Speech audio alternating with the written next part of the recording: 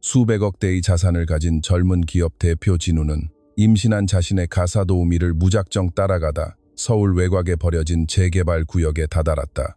진우는 뼈대만 남은 건물 입구에 멈춰 섰고 더러운 콘크리트 벽에 기대어 있는 지윤을 발견했다. 작업복 아래로 임신한 그녀의 불은 배가 뚜렷하게 보였다. 지윤은 무너져 내린 잔해들로 가득한 그 폐허 속에서 홀로 바닥을 응시하고 있었다. 진우는 그 참담한 광경에서 도저히 눈을 뗄 수가 없었다. 매일같이 자신의 넓고 화려한 펜트하우스를 먼지 한 톨 없이 치워주던 여자가 수년 전 버려진 것 같은 폐건물에서 홀로 임신한 몸을 이끌고 서 있었다. 이 상황은 전혀 말이 되지 않았다. 지윤은 늘 철저하게 정리정돈을 잘했고 단 1분도 지각한 적이 없었으며 매사에 신중했다. 그녀가 이렇게 끔찍한 생활고를 겪고 있다는 징후는 단 한 번도 보인 적이 없었기 때문이다. 진우는 바닥에 뒹구는 시멘트 조각들을 밟으며 건물 안으로 한 걸음 더 들어갔다. 발소리에 화들짝 놀란 지윤이 고개를 번쩍 들었다. 그녀의 두 눈은 공포로 커져 있었다. 마치 본능적으로 무언가를 보호하려는 듯 그녀의 두 손이 부른 배 위로 향했다.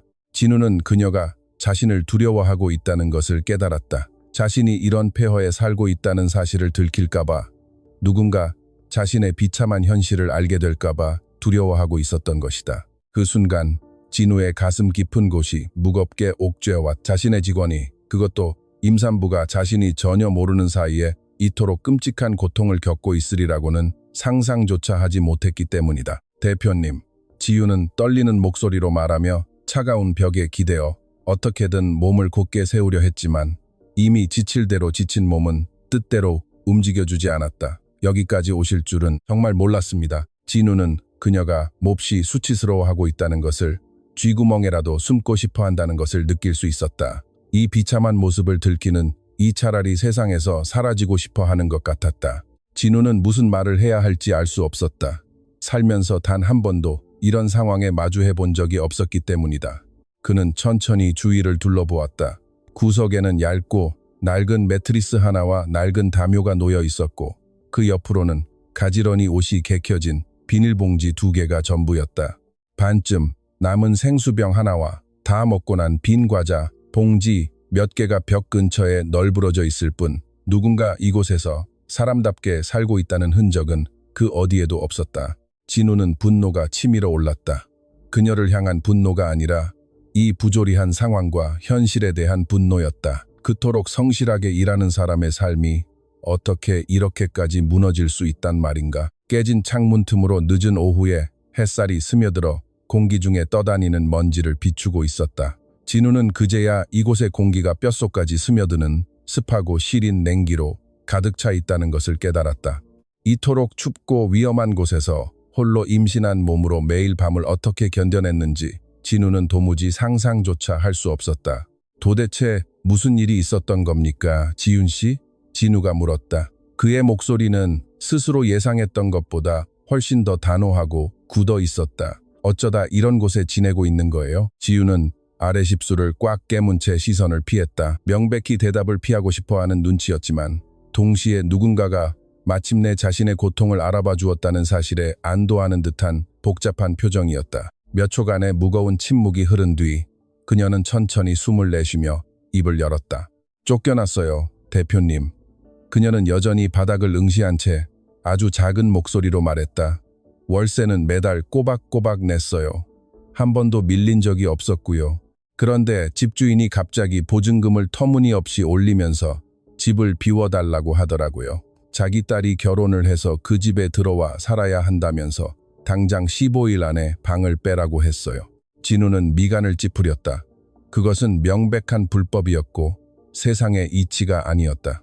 꼬박꼬박 월세를 내는 세입자를 그런 식으로 하루아침에 내쫓는 것은 법적으로도 말이 되지 않았다. 주인이 마음대로 그렇게 할 수는 없습니다. 진우가 그녀를 향해 한 걸음 다가가며 말했다. 월세를 제대로 냈다면 지윤 씨에게도 거주할 권리가 있어요. 세입자 보호법이 엄연히 존재한다고요. 하지만 지윤은 체념한 듯 천천히 고개를 저었다. 마치 그 모든 논쟁을 이미 시도해 보았으나 아무런 소용이 없었다는 듯이. 저도 다 알아보고 매달려 봤어요, 대표님. 집주인한테 여러 번 사정했지만 계약 자체가 너무 오래된 옛날 방식이라 법적으로 보장받기 어렵다고 하더라고요. 주인이 원하면 언제든 집을 비워줘야 하는 독소 조항이 있었나 봐요. 그녀의 목소리는 단어를 내뱉을 때마다 더욱 지쳐갔다. 다른 방을 구해보려고 이리저리 뛰어다녔지만 서울 집값이 너무 비싸서 도저히 감당할 수가 없었어요. 제가 가진 돈으로 들어갈 수 있는 곳은 보증금을 터무니없이 높게 부르거나 연대보증인 혹은 몇 달치 월세를 선불로 요구하더라고요. 지유는 잠시 말을 멈추고 쓰게 웃었다. 저에겐 보증인이 되어줄 가족이 단 한 명도 없어요. 게다가 그동안 조금씩 모아뒀던 돈은 이전 집에 밀린 공과금을 정산하고 아기 용품을 몇 개 사느라 다 써버렸거든요. 그녀는 다시 부른 배 위에 손을 얹었다. 두 눈에 눈물이 차올랐지만 고용주 앞에서 어떻게든 무너지지 않으려 안간힘을 쓰며 눈물을 참아내고 있었다. 진우는 거칠게 머리를 쓸어넘기며 이 모든 상황을 이성적으로 받아들이려 애썼다.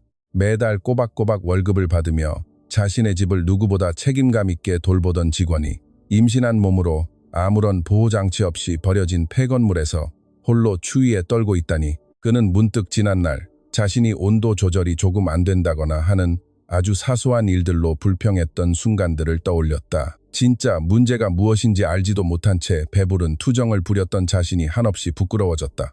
여기서 지낸 지는 얼마나 된 겁니까? 진우가 조심스럽게 물었다. 지유는 대답을 주저했다.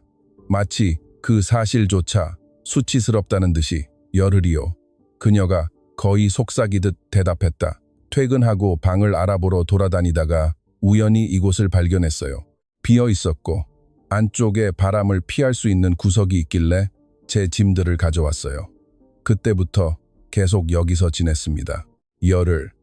그 단어는 진우의 속을 메스껍게 만들었다. 지난 일주일 그리고 그 이전의 며칠 동안 자신이 따뜻한 온돌방에서 투덜거리며 쾌적한 에어컨 바람을 쐬고 풍족한 아침 식사를 즐길 때 자신의 집을 빛나게 닦아주던 이 여자는 뼈가 시린 콘크리트 바닥에서 임신한 몸을 웅크린 채 내일을 두려워하며 잠을 청하고 있었다는 뜻이었다. 그의 가슴 속에서 이전에 한 번도 느껴보지 못한 감정의 파도가 소용돌이쳤다. 아기 아빠는요? 진우는 상황의 전말을 온전히 이해하기 위해 물었다.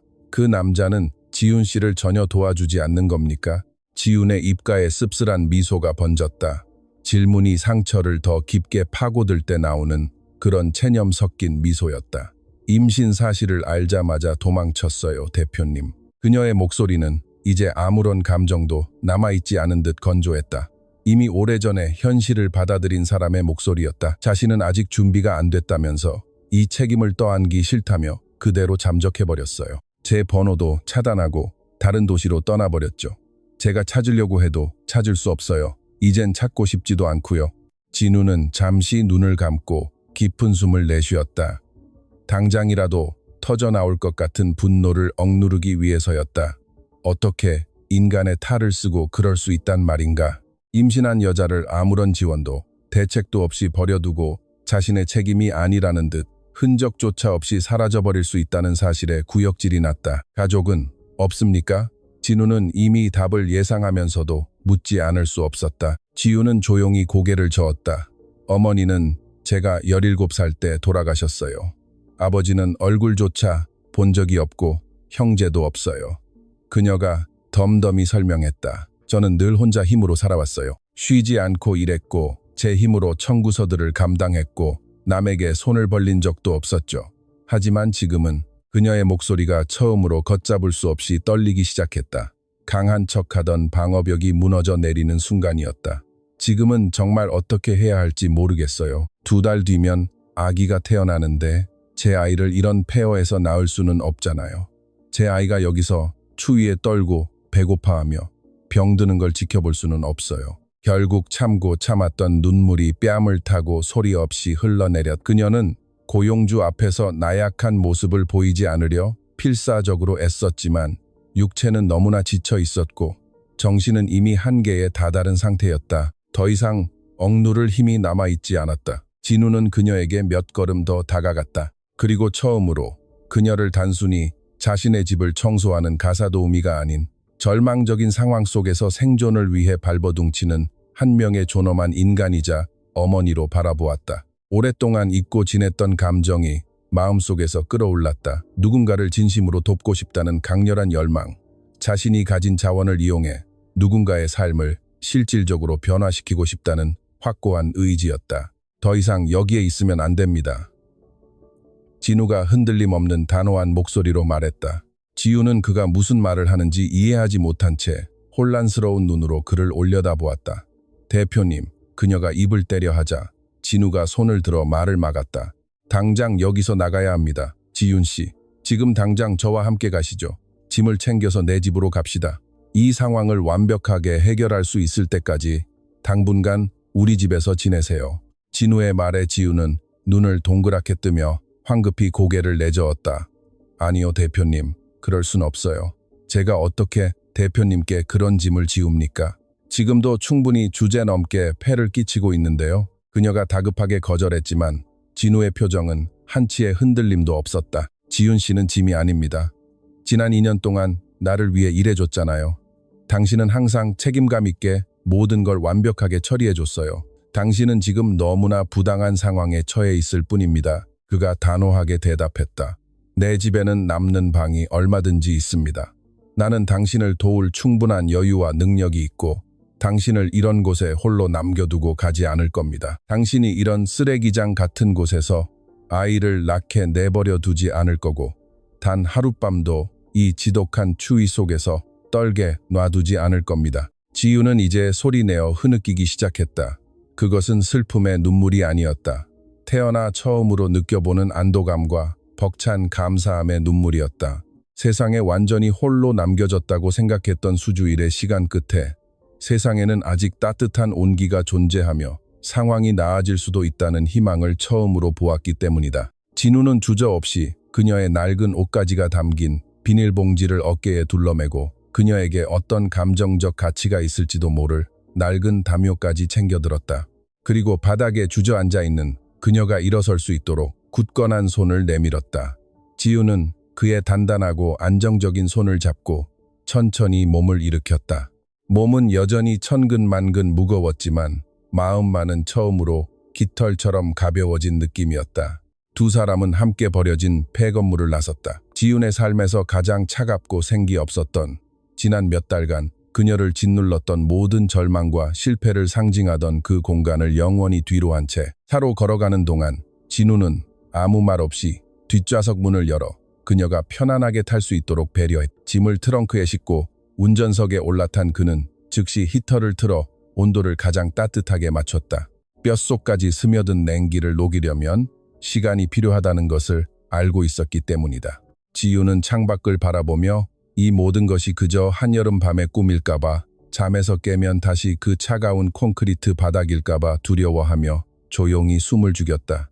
최고급 펜트하우스 주차장에 차를 세운 진우는 다시 짐을 챙겨 지윤을 2층의 게스트룸 중 하나로 안내했다. 그곳은 심플하지만 먼지 하나 없이 깨끗했고 새하얀 리넨이 깔린 푹신한 침대와 널찍한 원목, 옷장, 뒷정원이 내다보이는 큰 창문, 그리고 따뜻한 물이 콸콸 쏟아지는 고급스러운 개별 욕실이 딸려 있었다. 방에 들어선 지우는 다리에 힘이 풀려 주저앉을 뻔했다. 누군가가 쳐들어올까 두려워하지 않고 추위에 떨거나 병에 걸릴 걱정 없이 온전히 쉴 수 있는 진짜 침대를 본 것이 너무나 오랜만이었기 때문이다. 필요한 만큼 언제까지든 이 방을 쓰세요. 진우가 침대 위에 짐을 내려놓으며 말했다. 욕실도 마음껏 쓰고 따뜻한 물로 푹 씻어요. 냉장고에 있는 음식도 편하게 꺼내 먹고 오늘은 일단 푹 쉬기만 하세요. 앞으로 지윤 씨 상황을 어떻게 영구적으로 해결할지는 내일 이야기합시다. 지금은 안정이 최우선입니다. 지윤은 너무 울어붉게 충혈된 눈으로 그를 바라보았다. 어떻게 감사를 드려야 할지 모르겠어요, 대표님. 그녀가 목이 메어 말했다. 이 크나큰 은혜를 도대체 어떻게 갚아야 할지. 진우는 부드럽지만 단호하게 고개를 저었다. 아무것도 갚을 필요 없습니다, 지윤 씨. 당신이 해야 할 일은 오직 당신 자신과 뱃속의 아이를 건강하게 돌보는 것. 그것 하나뿐입니다. 알겠죠? 그는 그 말을 남기고 그녀가 편히 쉴 수 있도록 조용히 방문을 닫고 나갔다. 혼자 남겨진 지윤은 침대 가장자리에 앉아 부드러운 매트리스를 조심스럽게 쓸어보았다. 불과 몇 시간 전까지 머물던 폐건물과 비교하면 이곳은 마치 천국이나 궁전 같았다. 마침내 그녀는 그동안 쌓였던 모든 극도의 피로와 공포, 뼈를 깎는 듯한 긴장감을 눈물과 함께 토해내듯 쏟아냈다. 그것은 드디어 안전한 곳에 당도한 사람만이 흘릴 수 있는 깊고도 조용한 안도의 눈물이었다. 그녀는 욕실로 들어가 샤워기를 틀었다. 따뜻한 물이 지친 몸을 타고 흘러내리자 눈물은 더욱 걷잡을 수 없이 쏟아졌다. 이렇게 온전한 사람의 온기와 편안함을 느껴본 것이 스스로가 인간처럼 느껴진 것이 대체 얼마만이었던가. 다음 날부터 집안의 일상은 완전히 달라졌다. 진우는 여느 때처럼 일찍 일어났지만 평소와 달리 텅 빈 고요한 집을 맞이하지 않았다. 부엌에서는 지윤이 무거운 몸을 이끌고 어떻게든 아침 식사와 커피를 준비하려 안간힘을 쓰고 있었다. 마치 자신이 여전히 고용된 가사도우미로서 밥값을 해야 한다는 강박에 시달리는 것 같았다. 그럴 때마다 진우는 그녀를 말려야 했다. 지윤 씨, 내가 어제 분명히 말했잖아요. 아무 일도 하지 말라고요. 진우는 매일 아침 그녀의 손에서 머그잔과 국자를 빼앗아 조리대 위에 올려놓으며 타일렀다. 제발 쉬세요.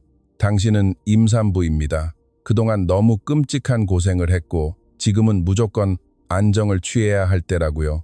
하지만 지우는 늘 같은 대답을 반복했다. 가만히 있는 걸 못 견디겠어요, 대표님. 제가 너무 쓸모없는 사람처럼 느껴져서요. 아무런 보답도 없이 대표님의 호의를 뻔뻔하게 이용하고 있는 것 같아서 마음이 편치 않아요. 진우는 그녀의 마음을 충분히 이해할 수 있었다. 지우는 평생을 남에게 기대지 않고 오직 자신의 피나능한 연고지는 일을 굳센 사람이었다. 그런 그녀가 아무런 대가 없이 누군가의 전폭적인 도움을 받아들여야만 하는 현재의 상황이 그녀의 자존심을 긁고 견딜 수 없는 부채감을 안겨주고 있다는 것을 진우는 잘 알고 있었다. 사흘째 되던 날, 진우는 갑자기 취소된 오후 회의 덕분에 평소보다 일찍 퇴근했다. 거실 소파에 앉아있던 지우는 무릎에 낡고 해진 노트를 올려두고 무언가를 아주 집중해서 적고 있었다. 진우가 들어오는 기척을 느끼자마자 그녀는 마치 나쁜 짓을 하다 들킨 아이처럼 혹은 주인의 사생활을 침해한 사람처럼 화들짝 놀라며 노트를 황급히 덮었다. 뭘 그렇게 열심히 적고 있었어요?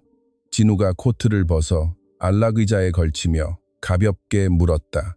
지우는 대답하기를 머뭇거렸다. 그냥 몇 가지 생각나는 것들이요, 대표님. 그녀가 조그맣게 기어들어가는 목소리로 답했다. 아기 이름, 후보들이랑 나중에 다시 돈을 모으게 되면 사야 할 아기 용품들, 그런 것들을 끄적이고 있었어요. 진우는 그녀의 맞은편 소파에 앉아 그녀의 얼굴에 스치는 감정들을 가만히 관찰했다. 희망과 두려움이 뒤섞인 그 위태로운 표정, 어떻게든 미래를 계획하려 애쓰면서도 과연 그 계획들을 하나라도 이룰 수 있을지 확신하지 못하는 불안감이 엿보였다. 이름은 정했나요? 진우가 분위기를 가볍게 풀어보려 부드럽게 물었다. 그 질문에 지윤의 입가에 작은 미소가 번졌다. 그녀가 진우의 집에 온 이후 처음으로 보여주는 진심이 담긴 환한 미소였다. 아들이면 도윤이라고 지을까 생각 중이에요. 그녀가 애정 어린 손길로 배를 쓰다듬으며 말했다. 딸이면 서아로 하고요. 하지만 아직 아들인지 딸인지 몰라요. 성별을 알 수 있는 초음파 검사를 아직 못 받았거든요. 진우는 충격으로 미간을 크게 찌푸렸다. 그게 무슨 소리예요? 아직 초음파 검사도 안 받았다고요? 그도 모르게 목소리가 크게 튀어나왔다. 지금 임신 몇 개월인데요. 지우는 마치 그것이 대수롭지 않은 일인 양 어깨를 움츠렸다. 7개월째 접어들었어요. 대표님, 보건소에서 혈액검사나 소변검사 같은 아주 기본적인 검사는 받았는데 초음파 검사는 대기 인원이 너무 많아서요. 다음 달이나 다다음 달 말에나 자리가 날지도 모른다고 하더라고요. 그 말을 들은 진우는 용수철처럼 자리에서 벌떡 일어났다. 즉시 주머니에서 스마트폰을 꺼내 들었다. 이건 말도 안 되는 일이었다. 임신 7개월 차 산모가 제대로 된 초음파 검사 한 번 못 받고 뱃속의 아이가 건강하게 잘 크고 있는지조차 모른다는 것은 그의 상식으로는 도저히 용납할 수 없는 일이었다. 내일 당장 초음파 검사 받으러 갑니다. 진우는 매년 자신이 VIP 종합검진을 받는 강남 최고급 산부인과 병원장 번호를 거침없이 누르며 말했다. 지금 당장 병원에 전화해서 제일 빠른 예약 잡을 겁니다. 지윤이 당황하며 그를 말리려 손을 뻗었다. 대표님, 정말 안 그러셔도 돼요. 보건소 순서 기다리면 됩니다. 더 이상 대표님께 폐를 끼치고 싶지 않아요. 하지만 진우는 이미 전화를 귀에 대고 신호음을 듣고 있었다. 지윤 씨, 지금 임신 7개월이에요. 제대로 된 의료검진 없이 방치하는 건 지윤 씨와 아기의 생명을 담보로 도박을 하는 거나 마찬가지라고요. 곧 전화가 연결되었고 진우는 원장에게 직접 상황을 설명했다. 다음 날 아침 첫 타임으로 정밀 초음파 검사와 종합 산전 검사 예약을 단숨에 잡아버렸다. 통화를 마치고 전화를 끊었을 때 지윤은 또다시 눈물을 글썽이며 그를 바라보고 있었다. 하지만 이번엔 달랐다.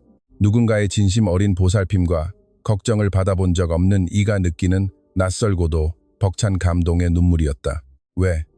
왜 이렇게까지 저한테 잘해주시는 거예요? 그녀가 덜덜 떨리는 목소리로 물었다. 저는 그저 집안일을 돕던 가사도우미일 뿐인데 왜 이렇게까지 신경을 써주시는 거냐고요. 진우는 다시 의자에 천천히 앉아 팔꿈치를 무릎에 대고 상체를 숙인 채 지윤의 두 눈을 진지하게 직시했다. 세상 모든 사람은 존엄하게 대우받을 권리가 있으니까요. 지윤 씨. 그가 단호하면서도 한없이 다정한 목소리로 말했다. 그리고 나에게 누군가의 인생을 바꿔놓을 수 있는 여유와 능력이 있다면 당연히 그렇게 해야 하는 게 맞으니까요. 아주 단순한 이치입니다. 지윤 씨는 단순한 직원이 아니에요. 지금 인생에서 가장 힘든 시기를 겪고 있고 마땅히 도움을 받아야 할 소중한 한 사람입니다. 그 말에 지윤은 더 이상 감정을 주체하지 못하고 소리내어 울음을 터뜨렸다. 그것은 오랫동안 메말라 있던 가슴 속에 희망의 새싹이 움트는 소리였다. 자신이 결코 세상에 혼자 남겨진 것이 아니라는, 모든 것이 다 잘 될 거라는 굳건한 믿음에서 우러나온 진실한 감사의 눈물이었다. 다음 날 아침, 진우는 지윤을 태우고 강남 중심가에 위치한 최고급 프라이빗 산부인과로 향했다. 대리석 바닥이 반짝이는 쾌적하고 럭셔리한 로비, 완벽한 온도의 실내, 환자의 이름을 상냥하게 부르는 세련된 간호사들, 환자의 눈을 맞추며 진심으로 귀 기울이는 실력 있는 전문의들. 지윤은 살면서 단 한 번도 이런 대우를 받아본 적이 없었다. 늘 북적이는 공공병원이나 보건소에서 새벽부터 줄을 서고 쫓기듯 2분 만에 끝나는 진료에만 익숙했던 그녀에게 이곳은 완전히 다른 세상이었다. 이곳에서 그녀는 환한 미소와 함께 따뜻하게 호명되었고 최고급 시설이 완비된 진료실에서 의사에게 지난 수개월간 품어왔던 모든 불안과 질문을 여유롭게 털어놓을 수 있었다. 정밀 초음파 검사 결과 아기는 주수에 맞게 아주 건강하게 잘 자라고 있었다. 모든 장기가 완벽하게 형성되어 있었고 심장도 힘차게 뛰고 있었다. 의사가 화면을 보며 미소를 지은 채 아이의 성별을 알고 싶냐고 묻자 지우는 마치 허락을 구하듯 불안하고도 설레는 눈빛으로 진우를 바라보았다. 진우는 환하게 웃으며 고개를 끄덕여 주었다.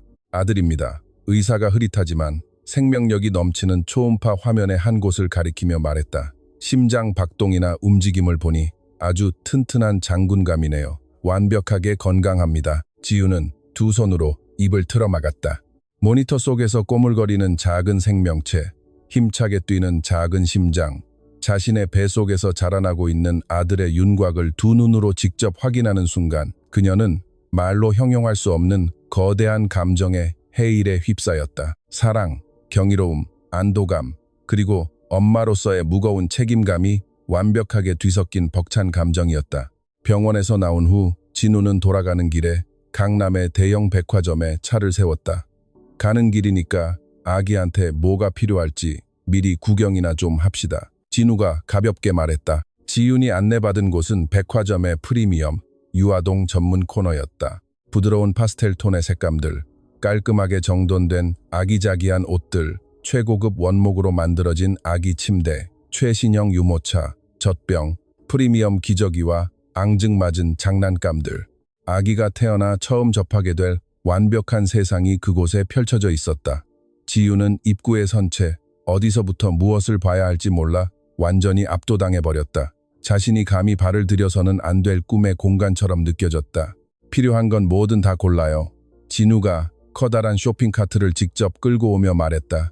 베넷 저고리, 기저귀, 겉싸개, 속싸개, 도윤이한테 필요할 것 같은 건 하나도 빠짐없이 다 고르세요. 지우는 소스라치게 놀라며 그를 말렸다.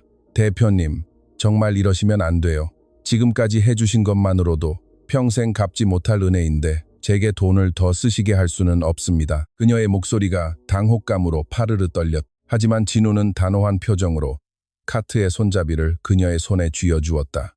지윤 씨, 도윤이는 당장 2달 뒤에 태어납니다. 엄마로서 완벽하게 준비가 되어 있어야 해요. 적어도 태어날 아기에게 필요한 기본적이고 좋은 물건들은 다 갖춰져 있어야 한다고요. 그가 덧붙였다.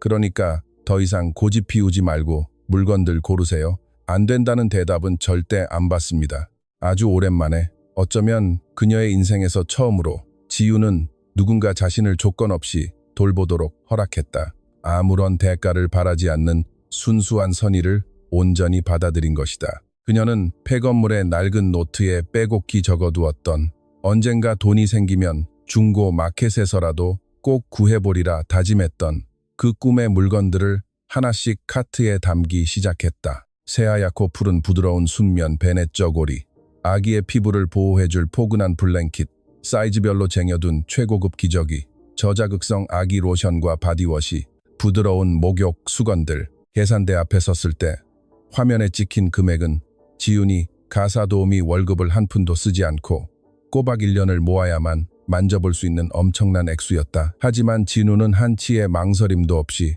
블랙카드를 내밀었다. 가격표에 대해서는 단 한마디도 언급하지 않았고 전혀 부담스러워하는 기색조차 보이지 않았다. 양손 가득 무거운 쇼핑백들을 들고 주차장으로 걸어가던 중 지우는 멈춰서서 쇼핑백을 꽉 쥔 채 진우를 향해 몸을 돌렸다. 대표님, 이 돈은 제가 무슨 수를 써서라도 다 갚을게요. 1원 한 푼 빠짐없이 전부 다요. 산후조리가 끝나면 당장 야간 투잡이라도 뛰고 대표님이 시키시는 일은 뭐든 다 해서 반드시 이 빚을 갚겠습니다. 그녀가 마지막 남은 자존심과 품위를 지키려 단호하게 말했다. 진우는 차 트렁크에 짐을 내려놓고 그녀의 두 눈을 똑바로 응시했다. 지윤 씨, 나는 돈을 돌려받으려고 이 일을 하는 게 아닙니다. 그의 목소리는 진중하고 깊었다. 내가 이 일을 하는 이유는 그저 이것이 옳은 일이기 때문입니다. 당신에겐 도움이 절실히 필요했고 나에겐 그 도움을 줄 수 있는 넘치는 능력이 있으니까요. 당신의 비참한 상황을 뻔히 알면서도 내가 가진 것들을 움켜쥐고만 있는 건 인간으로서 너무나 이기적이고 역겨운 짓 아닙니까? 그러니 돈을 갚겠다는 소리는 내 앞에서 2번 다시 하지 마세요. 알겠습니까?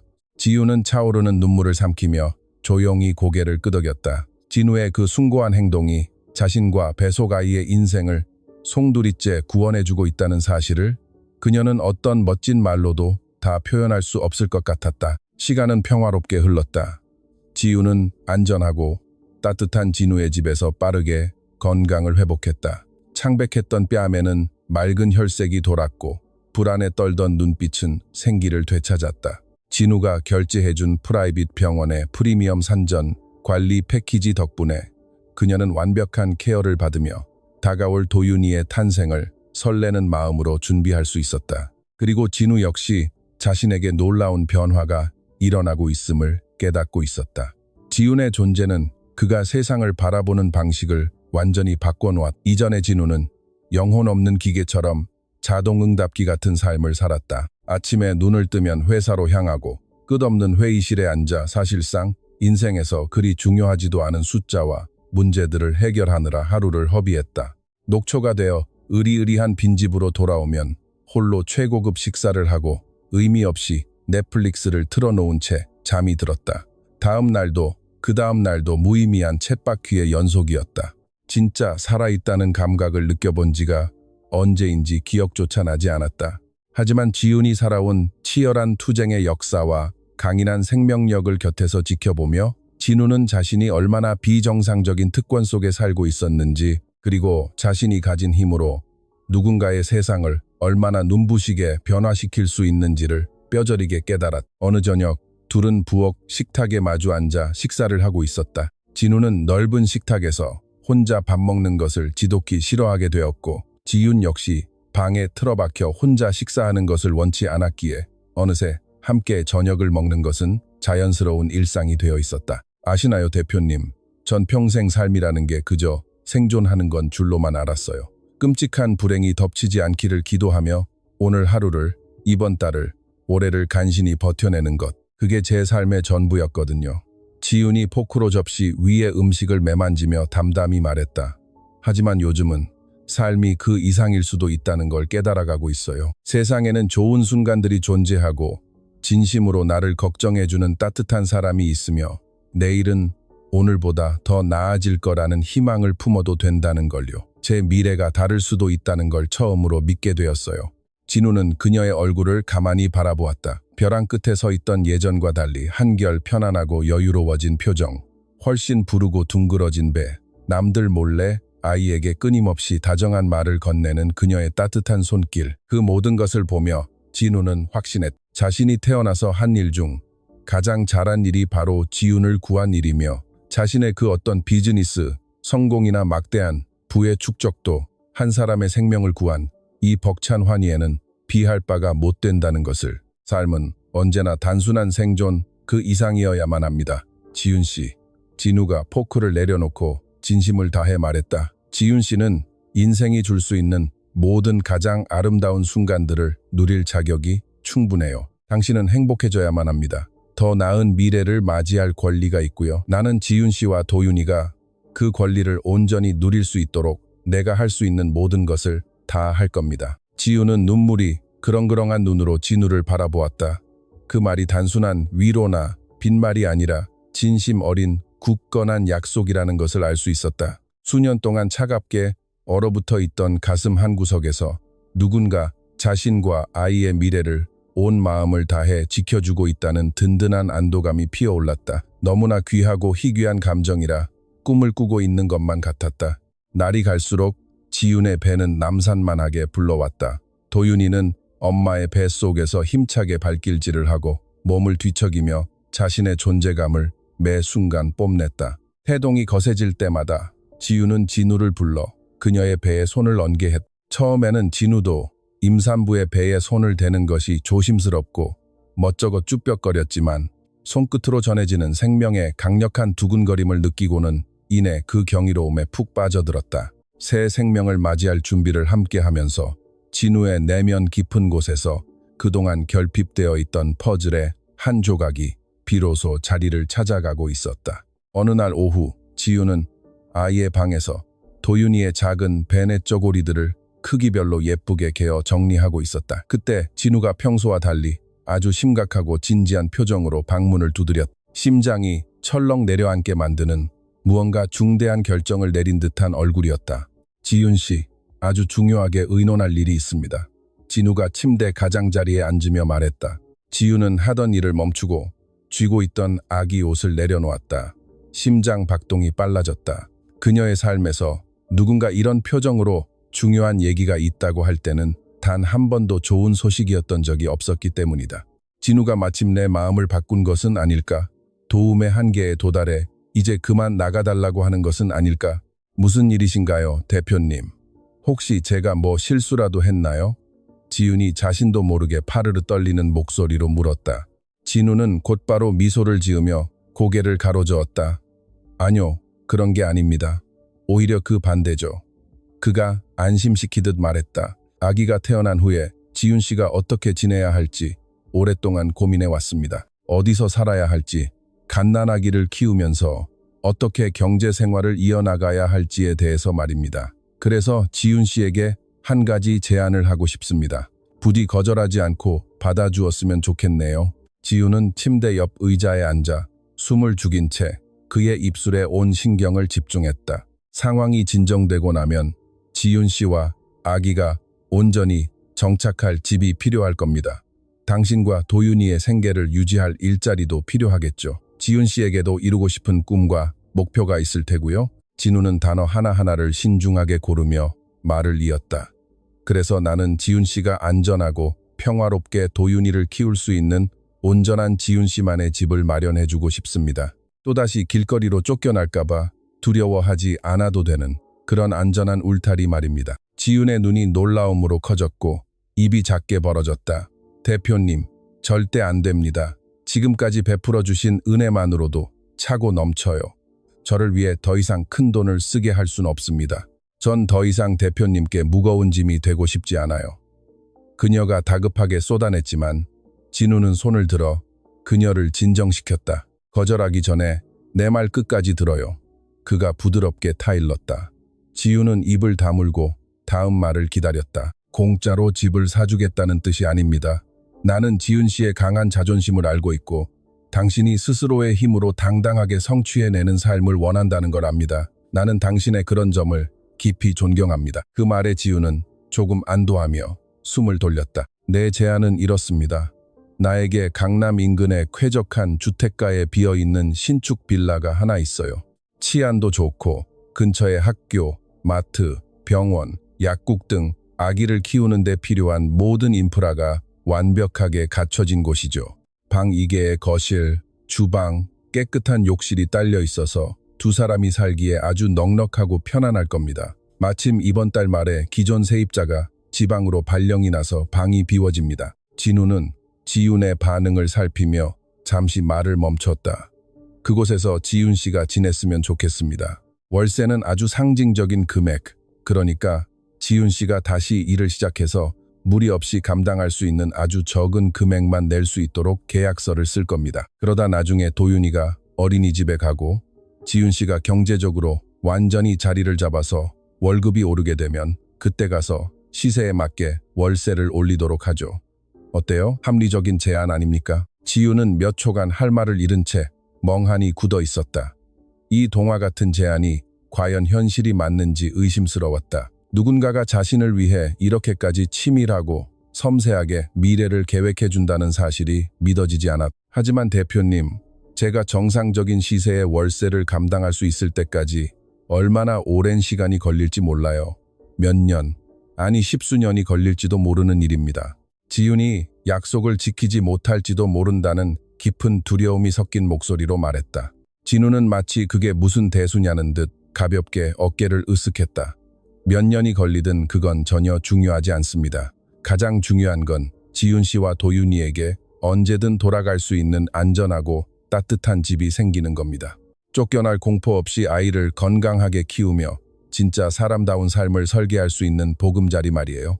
진우가 그녀의 흔들리는 두 눈을 똑바로 응시했다. 자, 내 제안을 받아들이겠습니까? 지윤의 눈에서 기어코 굵은 눈물방울이 뚝뚝 떨어지기 시작했다. 이제는 눈물 흘리는 것조차 지쳤다고 생각했지만 벅차오르는 감동을 도저히 주체할 수 없었다. 그것은 그녀가 감히 상상조차 해보지 못한 거대한 축복이었다. 스스로가 그런 호의를 받을 자격이 없다고 생각했기에 더더욱 믿기지 않는 기적이었다. 받아들일게요, 대표님. 진심으로 감사히 받겠습니다. 지윤이 흐느끼며 말했다. 그리고 약속드릴게요. 뼈가 부서지도록 일해서 반드시 제대로 된 월세를 내겠습니다.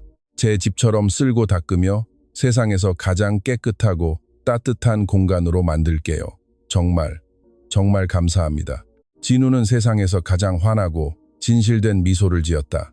자신이 옳은 길을 가고 있다는 완벽한 확신에서 나오는 미소였다. 당연히 그렇게 할 거란 걸 압니다. 지윤 씨, 나는 당신을 전적으로 신뢰해요. 당신은 훌륭한 인품을 가진 굳센 사람이니까요. 당신은 멋지게 해낼 겁니다.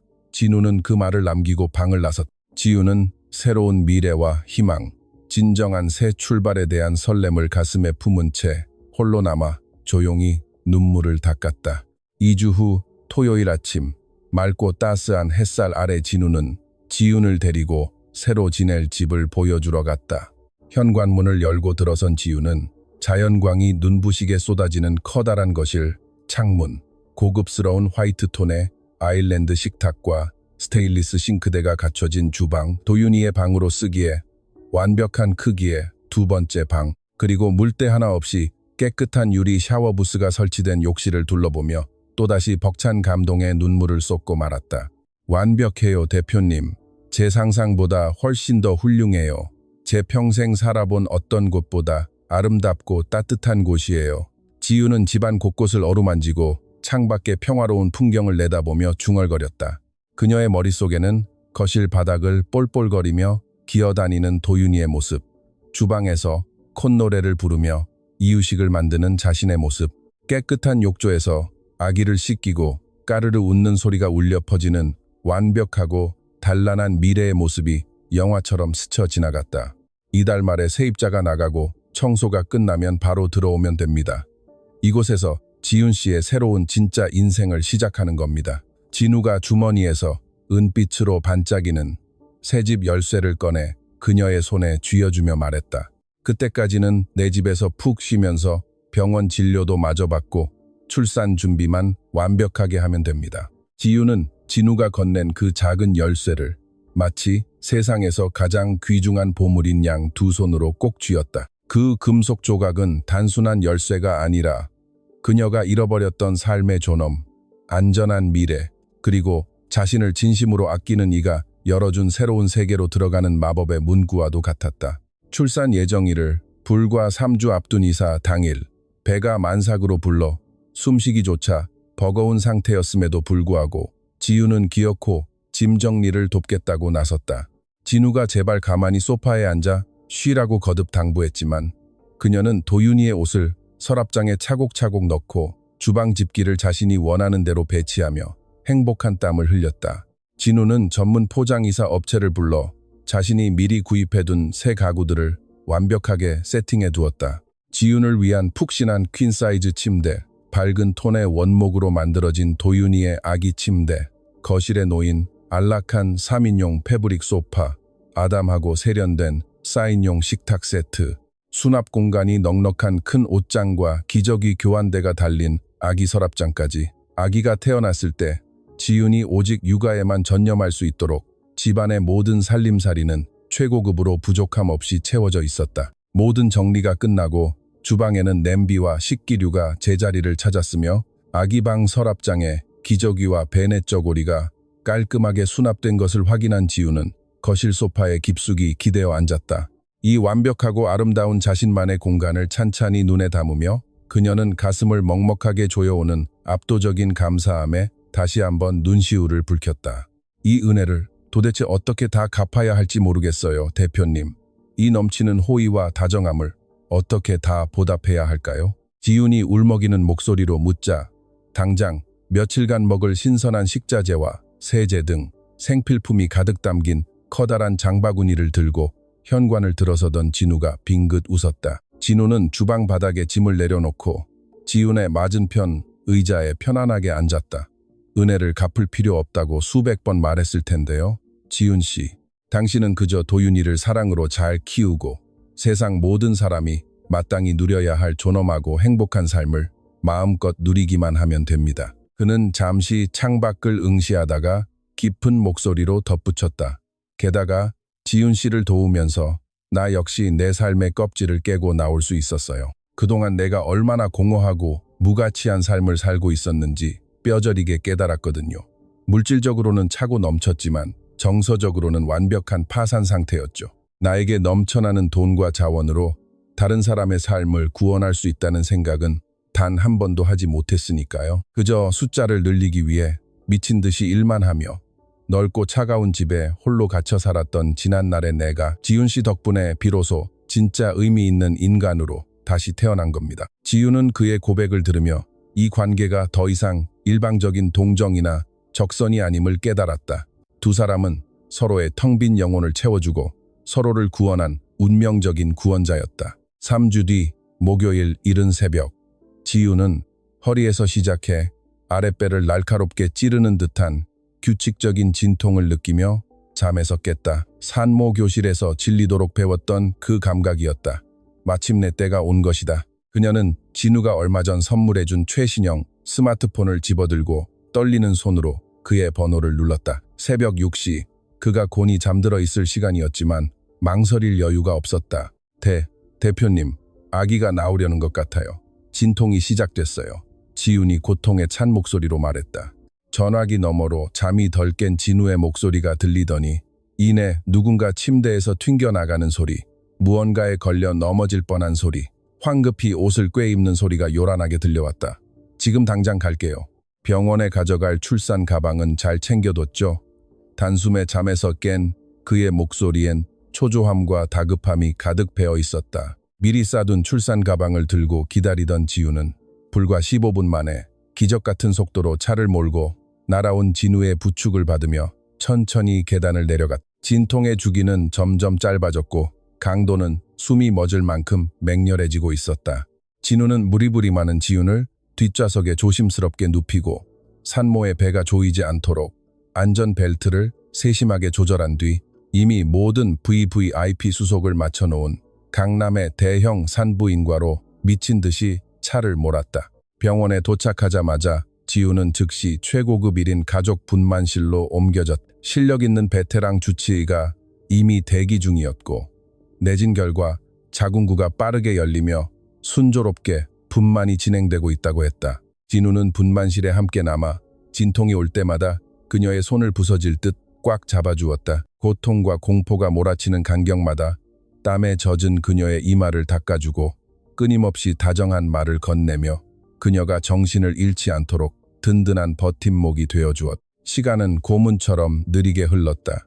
진통은 파도처럼 밀려와 지훈의 몸을 갈기갈기 찢어놓는 듯했다. 태어나 처음 겪어보는 상상 초월의 끔찍한 고통에 눈물이 범벅이 되었지만 지훈은 곧 자신의 전부인 도윤이를 만날 수 있다는 일념 하나로 짐승 같은 괴성을 내지르며 필사적으로 힘을 주었다. 지난 수개월간 폐건물의 차가운 바닥에서 홀로 견뎌야 했던 뼈저린 외로움과 공포가 이 순간 이 아이를 세상에 무사히 내보내기 위한 거대한 원동력으로 바뀌어 그녀의 전신을 감싸고 있었다. 조금만 더요. 머리가 보입니다. 한 번 더 깊게 숨들이마시고 푸시. 주치의의 다급한 외침과 함께 지훈은 남은 모든 에너지를 쥐어짜냈고 진우 역시 지훈의 손을 부러질 듯 맞잡으며 마음으로 함께 소리를 질렀다. 마침내 세상의 모든 어둠을 걷어내는 듯한 아기의 우렁차고 날카로운 처수름 소리가 분만실을 가득 채웠다. 양수와 핏물로 덮인 작고 붉은 핏덩이가 의사의 손에 들려 세상의 빛을 보았다. 간호사가 갓 태어난 도윤이를 지훈의 가슴 위에 조심스럽게 올려놓았다. 생애 첫 캥거루 케어 피부 맞대기의 순간이었다. 눈을 꽉 감은 채 꼬물거리는 작고 구겨진 얼굴, 허공을 휘젓는 앙증맞은 두 주먹, 자신의 가슴 위에서 규칙적으로 오르락내리락하는 완벽한 작은 몸집. 지훈은 아이의 온기를 느끼며 짐작조차 할 수 없었던 우주처럼 거대하고 압도적인 모성애에 휩싸였다. 내 아기, 완벽해. 너무 작고 예쁘다. 지훈이 눈물범벅이 된 얼굴로 쉴 새 없이 아이에게 뽀뽀하며 속삭였다. 지난 모든 고난과 눈물, 버림받았던 상처와 굶주림이 이 찬란하고 완벽한 생명 하나로 모두 보상받는 기분이었다. 조금 떨어진 곳에서 이 성스럽고 눈부신 기적의 순간을 숨죽여 지켜보던 진우의 두 뺨에도 뜨거운 눈물이 쉴 새 없이 흘러내리고 있었다. 자신과 피 한 방울 섞이지 않은 타인의 아이임에도 불구하고 그의 가슴은 형용할 수 없는 거대한 벅차오름으로 터질 것만 같았다. 그는 자신이 가진 돈을 가장 가치 있고 아름다운 곳에 썼다는 사실을 뼈저리게 느꼈다. 수백억의 자산, 수많은 기업 합병의 성공 따위는 한 인간의 삶을 구원하고 새로운 생명의 탄생을 지켜보는 이 숭고한 경이로움에 비하면 먼지처럼 하찮게 느껴졌다. 출산 후 지우는 최고급 VIP 산후조리원에서 3주간 머물며 미역국을 먹고 마사지를 받으며 완벽하게 몸을 회복했다. 이 기간 동안 진우는 하루도 빠짐없이 조리원으로 출근 도장을 찍었다. 신선한 유기농 과일과 병실을 환하게 밝혀줄 예쁜 꽃바구니, 수유 틈틈이 읽을 육아서적들을 한가득 안고 찾아왔다. 퇴소 날이 되자 진우는 산모와 아기를 자신의 차에 태우고 방지턱을 넘을 때마다 속도를 줄여가며 그들의 새로운 집으로 조심스럽게 데려왔다. 진우는 서툰 솜씨지만 소매를 걷어붙이고 도윤이의 첫 목욕을 도왔다. 혹여라도 비누 거품에 아이가 미끄러질까봐 잔뜩 긴장한 채 부들부들 떠는 진우의 모습, 기저귀 테이프를 거꾸로 붙이고 당황해하는 그의 우스꽝스러운 모습에 지우는 배를 잡고 맑은 웃음을 터뜨렸다. 그것은 지옥 같았던 지난날의 그림자가 완전히 걷히고 진정한 평화와 행복만이 남은 자의 홀가분하고 눈부신 웃음이었다. 시간은 마법처럼 흘렀다. 지우는 훌륭한 엄마로 성장해갔다. 도윤이의 울음소리만 들어도 배가 고픈지 기저귀가 축축한지 그저 안아달라는 투정인지 척척 알아맞히는 육아의 달인이 되어갔다. 진우는 여전히 매일 퇴근 후면 빌라로 출근했다. 양손 무겁게 간식거리를 사들고 와서 도윤이를 품에 안고 어르고 달래며 지훈이 편안하게 샤워를 하거나 여유롭게 밥을 먹을 수 있도록 그녀의 든든한 공동 육아 동지가 되어주었다. 도윤이가 태어난 지 100일이 가까워지던 어느 일요일 오후, 지윤은 진우에게 그동안의 헌신적인 사랑과 도움에 보답하고 싶다며 그를 점심 식사에 초대했다. 진우가 빌라 문을 열고 들어섰을 때 식탁에는 정갈한 식탁보 위에 지윤이 정성껏 끓인 진한 미역국과 김이 모락모락 나는 불고기, 잡채 등 따뜻한 한국식 집밥이 상다리가 휘어지게 차려져 있었다. 그녀의 얼굴에는 세상을 다 가진 듯한 평온하고 깊은 미소가 자리하고 있었다. 지금까지 우리 모자를 위해 해주신 모든 것 정말 진심으로 감사드려요, 진우 씨. 지윤이 부드러운 목소리로 말했다. 그녀가 대표님이라는 차갑고 거리가 느껴지는 호칭을 버리고 처음으로 그를 진우 씨라고 부른 순간이었다. 그 끔찍하고 무서웠던 폐건물 지옥에서 저를 꺼내주신 것, 갈 곳 없는 저에게 따뜻한 집과 음식을 내어주신 것, 세상에서 제일 훌륭한 병원에서 안전하게 도윤이를 낳게 해주신 것. 진우 씨는 저와 우리 아이의 목숨을 살려주신 생명의 은인이에요. 제가 아무리 뼈가 부서지도록 일해도 평생 그 큰 돈과 은혜를 다 갚지는 못하겠지만 진우 씨가 우리 모자의 운명을 지옥에서 천국으로 바꿔주셨다는 것, 평생 가슴에 새기고 감사하며 살게요. 진우는 차오르는 뜨거운 눈물을 애써 삼키며 테이블 위로 손을 뻗어 그녀의 손을 따뜻하게 포겠다. 지윤 씨, 제발 그런 말 마요. 지윤 씨와 도윤이를 만난 건 내 인생에서 일어난 가장 놀랍고 위대한 축복이니까 돈이 아무리 많아도 나눌 줄 모르면 쓰레기나 다름없다는 걸, 누군가의 삶을 변화시키는 일이 내 삶에 얼마나 가슴 벅찬 의미를 주는지 당신이 나에게 가르쳐 주었잖아요. 오히려 지윤 씨가 길을 잃고 헤매던 내 인생을 구원해 준 겁니다. 두 사람은 마주보며 길고 깊은 눈맞춤을 나누었다. 어떤 미사역으로도 표현할 수 없는 절대적인 상호 존중과 신뢰, 그리고 무한한 감사와 애정이 얽혀있는 시선이었다. 그날 이후 두 사람의 관계는 단순히 후원자와 수혜자를 넘어 완벽한 가족의 형태로 무르익어갔다. 진우는 도윤이에게 있어 피가 섞이지 않은 진짜 아빠나 다름없었다. 도윤이가 처음 뒤집기를 하던 날, 처음으로 아빠와 비슷한 옹알이를 하던 날, 처음 두 발로 아장아장 걷던 기적 같은 모든 순간에 진우는 항상 그 자리에 함께하며 환호성을 질렀다. 진우에게도 이 작은 빌라는 그가 그토록 갈망했던 진짜 가족과 온기가 숨쉬는 세상에서 유일한 안식처가 되어 있었다. 세월이 흘러 도윤이는 눈에 띄게 쑥쑥 자라났다.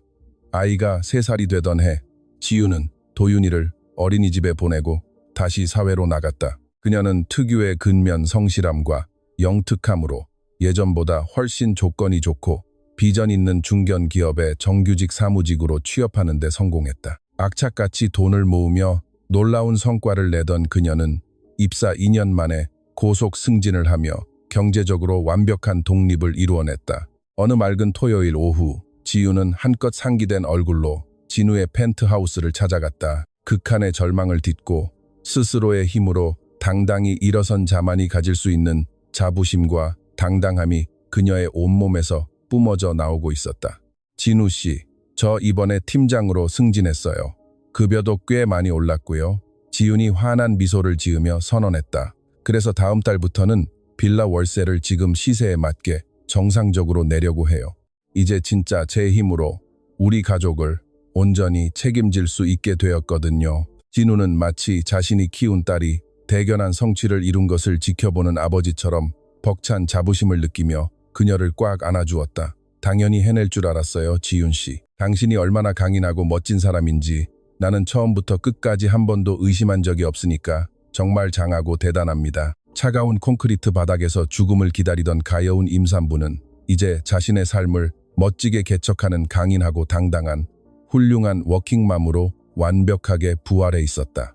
도윤이가 7살이 되어 유치원에 다니게 된 어느 수요일 저녁이었다. 도윤이가 거실 바닥에 앉아 진우가 생일 선물로 사준 값비싼 변신 로봇 장난감을 조립하며 놀고 있었고, 지윤은 부엌에서 저녁 식사를 준비하고 있었다. 예고도 없이 현관문이 열리고 진우가 들어왔다. 평소와 달리 그의 표정은 극도로 긴장되어 있었고 손에는 작은 땀이 차 있었다.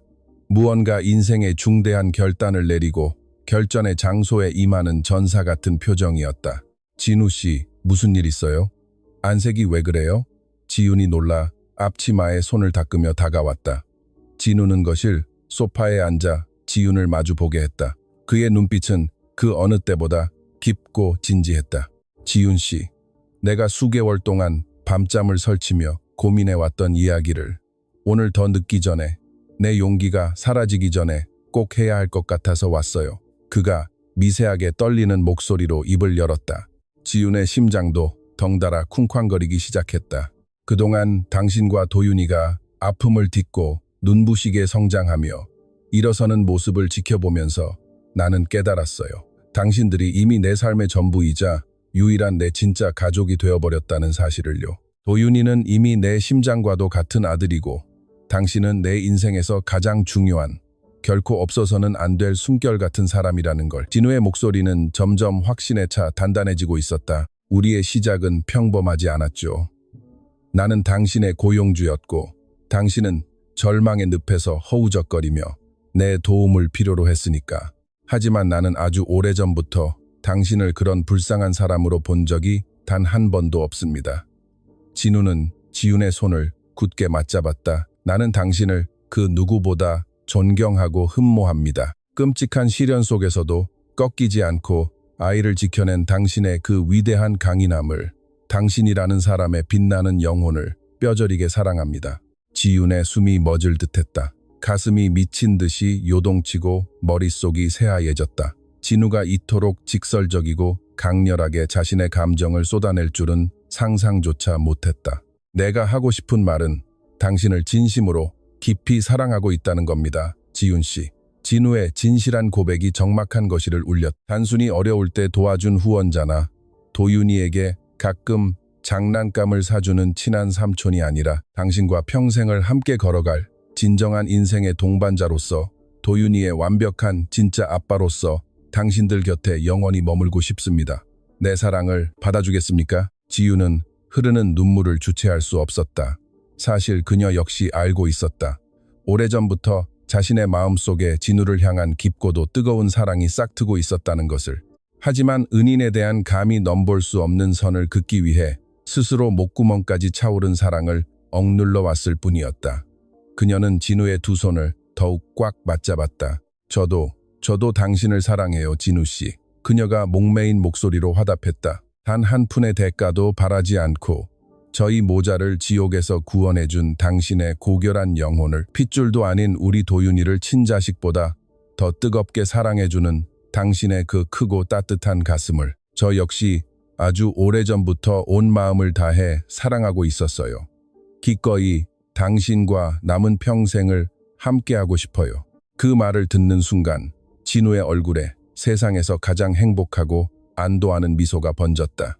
그는 조심스럽게 다가가 지윤의 입술에 깊고 부드러운 입맞춤을 남겼다. 지난 수년간 켜켜이 쌓여온 굳건한 신뢰와 애정, 서로의 영혼을 구원한 두 사람의 진정한 결합을 알리는 성스러운 키스였다. 그때 방에 들어갔다 나온 7살 도윤이가 눈을 동그랗게 뜨고 그 광경을 목격했다. 아이는 장난감을 바닥에 내려놓고 특유의 호기심, 어린 맑은 목소리로 물었다. 엄마랑 아저씨랑 뽀뽀했어? 둘이 사귀는 거야? 지윤과 진우는 흠칫 놀라 서로를 마주보더니 이내 참았던 맑은 웃음을 터뜨렸다. 진우가 바닥에 무릎을 꿇고 앉아 도윤이와 눈높이를 맞추며 진심을 담아 말했다. 그래, 도윤아, 아저씨랑 엄마랑 사귀기로 했어. 도윤이의 입이 귀에 걸리도록 찢어지며 방방 뛰기 시작했다. 우와, 그럼 이제 진짜 내 아빠 되는 거야? 우리 맨날 같이 사는 거야? 아이는 망설임 없이 달려가 진우의 목을 끌어안고 품에 안겼. 그 순수하고 투명한 아이의 벅찬 기쁨 앞에서 진우는 끝내 참았던 눈물을 터뜨리며 아이의 작은 등을 꽉 끌어안았다. 그럼 아빠는 네가 태어난 그 병원 분만실에서 널 처음 본 순간부터 이미 내 진짜 아빠였어, 도윤아. 진우가 아이의 머리에 입을 맞추며 오열 섞인 목소리로 속삭였다. 앞으로 죽는 날까지 아빠가 널 지켜줄게. 사랑한다, 내 아들. 1년 후 서울 근교의 아름답고 평화로운 야외 정원에서 소박하지만 눈부시게 아름다운 결혼식이 열렸다. 하객은 가장 가까운 지인들 뿐이었지만 그곳엔 세상 그 어떤 호화로운 결혼식보다 벅찬 감동이 흘렀다. 8살이 된 늠름한 도윤이가 멋진 꼬마 턱시도를 입고 당당하게 걸어나와 두 사람에게 반짝이는 결혼 반지를 전달했다. 신랑 김진우 군은 신부 이지윤 양을 아내로 맞아 기쁠 때나 슬플 때나 변함없이 사랑하며 평생을 함께할 것을 맹세합니까? 주례의 엄숙한 질문에 진우는 1초의 망설임도 없이 큰 소리로 대답했다. 네, 제 모든 심장과 영혼을 바쳐 아내를 사랑하고 도윤이의 완벽한 아버지로서 이 소중한 가정을 영원히 지킬 것을 맹세합니다. 하객들의 뜨거운 기립박수 속에서 지윤과 진우는 서로를 꽉 끌어안고 영원의 입맞춤을 나누었다. 세월은 유수처럼 흘러 도윤이가 15살의 건장한 중학생이 되었다. 그는 티 없이 맑고 긍정적인 성격의 공부도 잘하며 늘 주변의 어려운 친구들을 돕는 속 깊고 반듯한 청소년으로 자라났다. 어느 주말 저녁, 가족의 특별한 기념일을 맞아 고급 레스토랑에서 저녁 식사를 하던 중 도윤이가 자신의 콜라잔을 들고 자리에서 일어났다. 제가 오늘 두 분께 꼭 하고 싶은 건배사가 있어요. 훌쩍 커버린 도윤이가 진지한 눈빛으로 부모님을 바라보았다. 저는 이 잔을 세상에서 가장 위대한 저의 진짜 아버지께 바치고 싶어요. 저를 생물학적으로 낳아놓고 비겁하게 도망쳐버린 그 남자가 아니라 아무런 책임도 의무도 없으면서 벼랑 끝에 선 저희 엄마를 구해주고 저를 자신의 핏줄보다 더 뜨겁게 사랑하고 키워주신 완벽한 우리 아빠 김진우 아버지께요. 도윤이의 진심 어린 목소리에 레스토랑의 공기가 숨막히도록 감동적으로 얼어붙었다. 아빠, 제가 나중에 커서 어른이 되면 저는 꼭 아빠 같은 남자가 될 거예요. 불행에 빠진 사람을 외면하지 않고 손을 내밀 줄 아는 사람, 자신이 가진 것을 나누어 기적을 만들어내는 그런 가슴 뜨거운 멋진 남자가 될게요. 엄마와 저를 살려주셔서 제 영원한 아빠가 되어주셔서 감사합니다. 사랑합니다. 진우는 폭포수처럼 쏟아지는 눈물을 닦을 생각도 하지 못한 채 자리에서 일어나 자신의 심장과도 같은 15살의 아들을 으스러져라 꽉 끌어안았다. 지우는 그 눈부시게 아름다운 두 남자의 모습을 바라보며 소리 없이 감사 기도를 올렸다. 폐건물의 뼛속 시린 차가운 콘크리트 바닥에서 절망 속에 죽어가던 그날의 끔찍했던 시간들이 없었다면 이토록 찬란하고 완벽한 가족의 사랑은 결코 완성되지 못했을 것이다. 가장 순수하고 대가 없는 자비에서 시작된 그들의 인연은 오랜 시간 사랑과 헌신으로 단단히 다져져 세상 그 어떤 것엔 폭풍우도 무너뜨릴 수 없는 가장 위대하고 완벽한 진짜 가족의 성을 쌓아 올렸다. 그리고 그들의 기적 같은 삶은 앞으로도 영원히 빛날 것이었다.